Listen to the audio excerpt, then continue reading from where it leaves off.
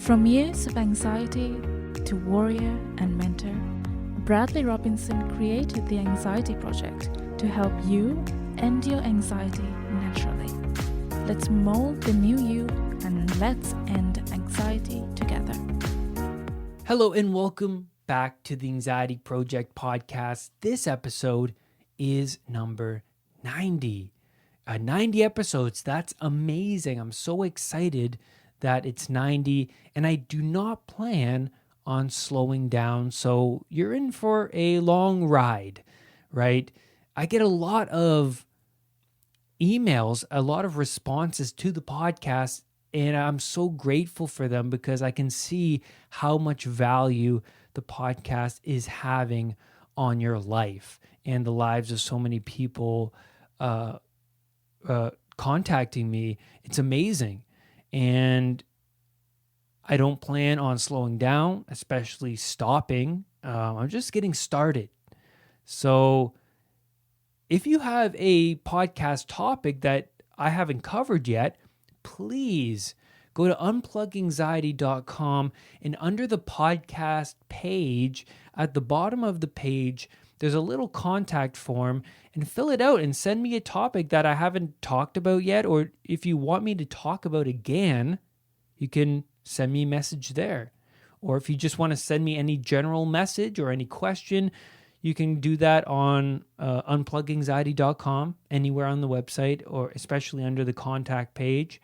Send me a question, or if you just want to talk to me, just go do that. And so I'm excited to be here. I'm excited to talk about the growth journey, right? This is all about the growth journey. And I like to talk about the setbacks. I like to talk about the difficulties.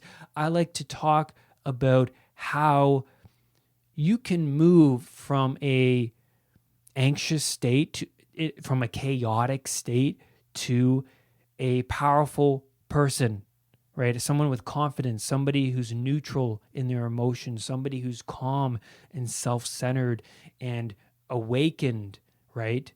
Because my old self, I was unconscious. My eyes were shut. I couldn't see the forest for the trees. And so I was just living in my own chaotic bubble. This episode is on loneliness, how I dealt with loneliness. Now, after college, I was working in film, and then I got an editing job in an office editing promos for TV, for a TV station, which was really cool. I learned all of these different editing softwares that were really enhanced, I guess you can say, or really sophisticated. And I really enjoyed it. But around this time, I came to my parents and I was crying. I remember crying to my mom about how I was feeling lonely.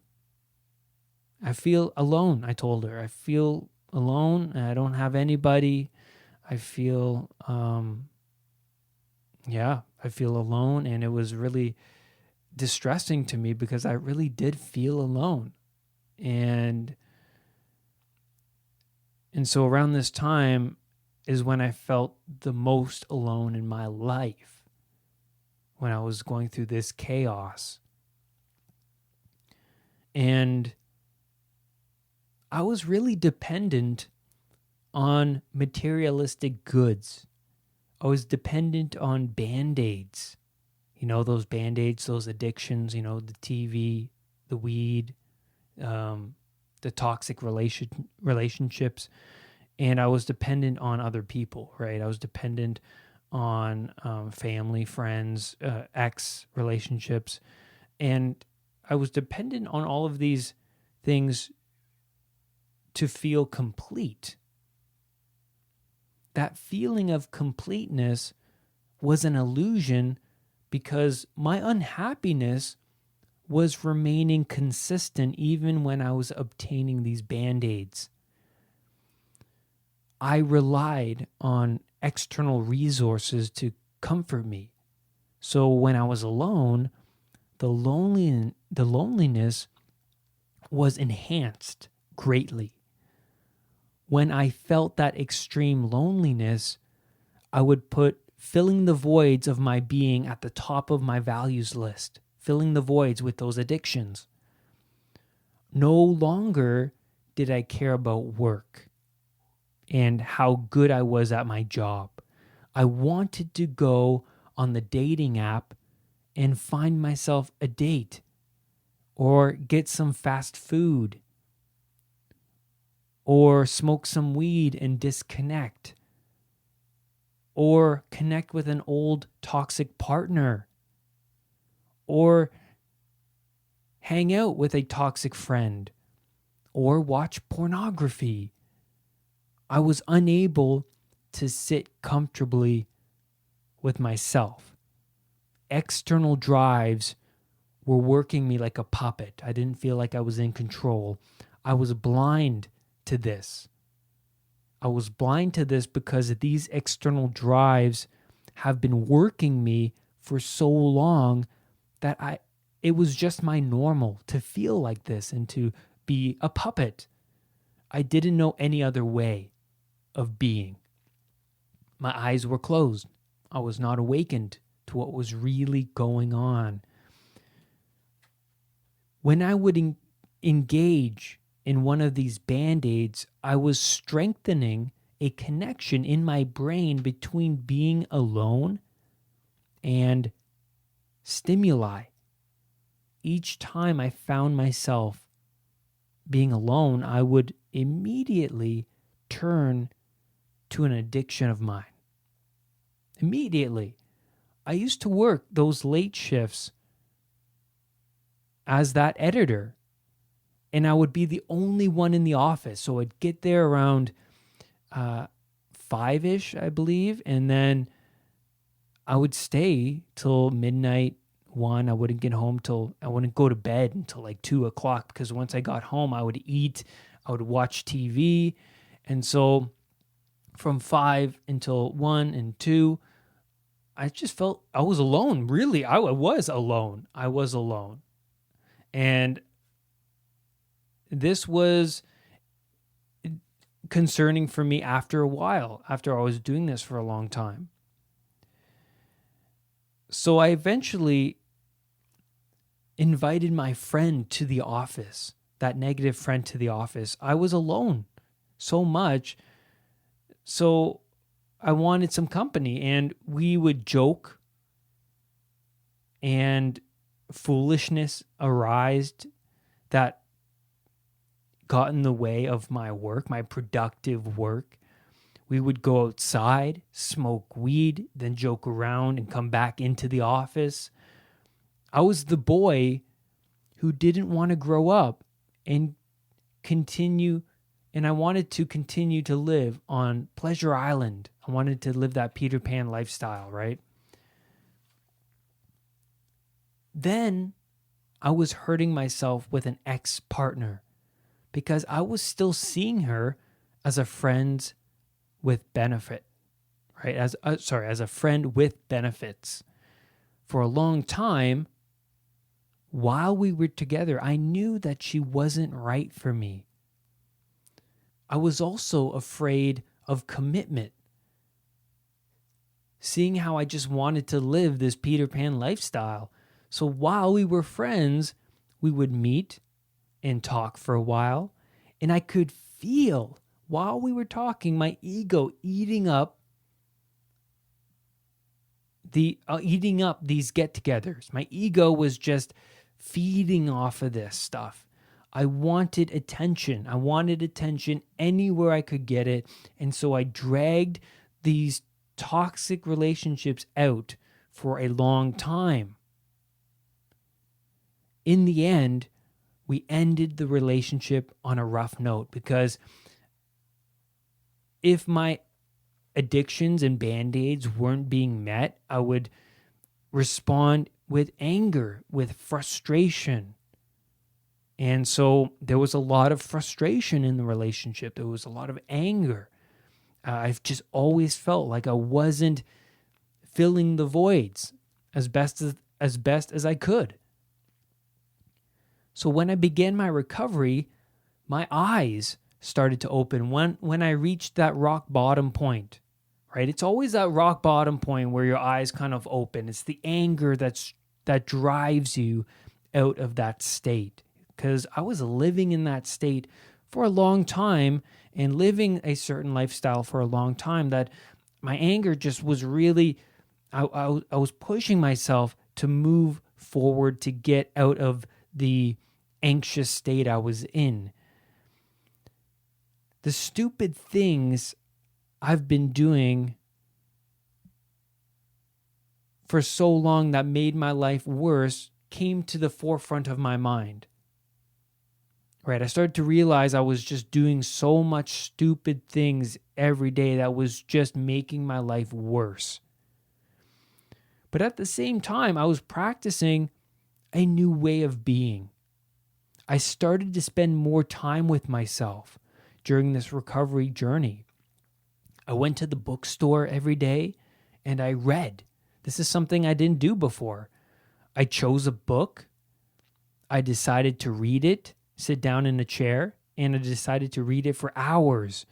And I decided to come back every day until I finished the book. It would take me around 3-4 days to finish it. But when I finished it, I would get that dopamine kick from finishing it. And I felt proud of myself because the old Brad could not finish a book because he was too anxious, too distracted. I was unconsciously disciplining myself by doing this. I was learning to be alone. Also, it was time away from negative friends and habits that have been keeping me a puppet and fueling my anxiety. So this was way better than the old habits I was doing. Way better. I would spend all my time in coffee shops watching YouTube videos and listening to podcasts on anxiety.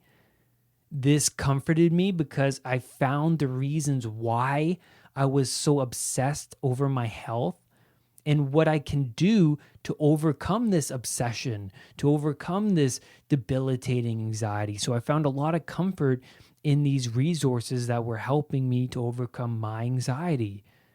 But also I was building my self-respect. I put helping myself at the top of my values list because, well, I've been suffering for such a long time. It was time that I changed my life because I knew the patterns of my past, the patterns of the old Brad were not serving me. I was always in the same state, always a puppet. So I had to kill parts of me off. When I was reading in the bookstore, that was a new habit, right? I was doing something new, spending time in a productive manner rather than just watching TV, rather than, eating junk foods or hanging out with that negative friend especially. So then I found when I was with myself, I found those times by myself the most rewarding. I knew that my family didn't know what I was going through. My friends certainly didn't. So I spent my time watching and listening to others who overcame their anxiety. I was moving away from my dependency and more into an independent state. The more I was at the coffee shop or the library, the more I became comfortable in my old skin. Not being so dependent on Band-Aids to fill my wounds. I was becoming my own best friend. I knew that I needed to change who I was in order to kill the old me off. The reading in the bookstore was a challenge, and this was great for me because I was disciplining myself, but at the same time, learning and growing. So loneliness dissipated quickly when I took responsibility for my anxiety. I was spending so much time alone, learning from others, that I was becoming comfortable being alone. I was in these coffee shops for hours. I remember being in them for 5 hours, just writing notes, listening to these podcasts, watching these videos, reading these books. And I was doing this because I was so angry at my old self. I was angry that, I was angry at the fact that I didn't want to be that person anymore. I hated it. I hated it so much that I knew that just being somewhere and doing something productive was going to help me move away from that old state. I knew that, reading that book, it was something the old Brad wouldn't do, or watching these videos was something the old Brad wouldn't do. Spending time with myself was something the old Brad didn't do. And so I was killing that old Brad off by doing things that the old Brad wouldn't do. Then things started to become better. I knew that I was on the right path. As rocky as it is, I had an aim. I had a trajectory. I knew that if I keep following this path and figuring it out as I go, that I'm further down the path than I was a week ago, a day ago even. So I just want to end the podcast with this. When my addictions were at its worst, I felt the most alone. Now think about that as I end this podcast episode. Thank you so much for being here with me today. And remember, do not let anxiety define who you are. I will see you on the next podcast episode. Bye for now. Brad's powerful anxiety recovery program is available at unpluganxiety.com. The Anxiety Project program is downloadable and puts the power of anxiety recovery in your own hands. What are you waiting for? Visit unpluganxiety.com for more details. Recovery starts now.